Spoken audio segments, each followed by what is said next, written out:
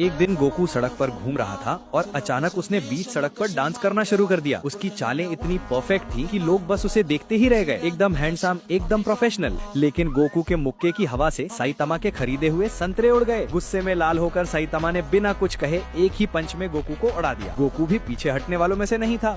वो बिजली की तरह उस पर टूट पड़ा। दोनों की स्पीड इतनी तेज थी कि कोई समझ ही नहीं पा रहा था कि कौन वार कर रहा है और कौन बचा रहा है। गोकू ने साइतामा के सिर पर एक मुक्का मारा, पर वो तो लोहे से भी ज्यादा सख्त था। गोकू का हाथ ही दर्द से सुन्न हो गया। फिर उसने एक जबरदस्त किक मारी, लेकिन साइतामा ने पलटकर ऐसा पंच मारा कि जमीन ही टूट गई। गुस्से में गोकू ने सुपर सैयान मोड ऑन कर दिया और एक ही किक में साइतामा को आसमान में उड़ा दिया और फिर अपने हाथों में स्पिरिट बम बनाकर उस पर फेंका।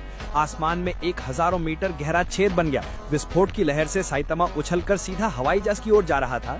तभी गोकू ने तुरंत उड़कर उसे बचा लिया, पर साइतामा ने पलटकर फिर एक पंच मारा और गोकू को समंदर में फेंक दिया। दोनों की लड़ाई अब समंदर के अंदर चल रही थी, जहां शार्क तक डर के मारे भागने लगी। गोकू ने अपनी पूरी ताकत लगाई और सुपर सैयन गॉड बन गया।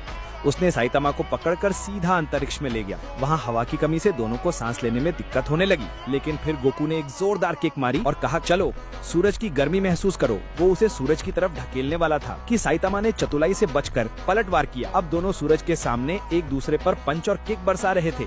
इतना जबरदस्त सीन देखकर मैं तो बस यही कहना चाहता हूँ, भाई तुम लोग कर क्या रहे हो। अंत में गोकू ने कमहामेहा वेव का इस्तेमाल कर खुद को पृथ्वी की ओर धकेला, जबकि साइतामा ने एक उल्का पिंड पर पैर रखकर वापसी की।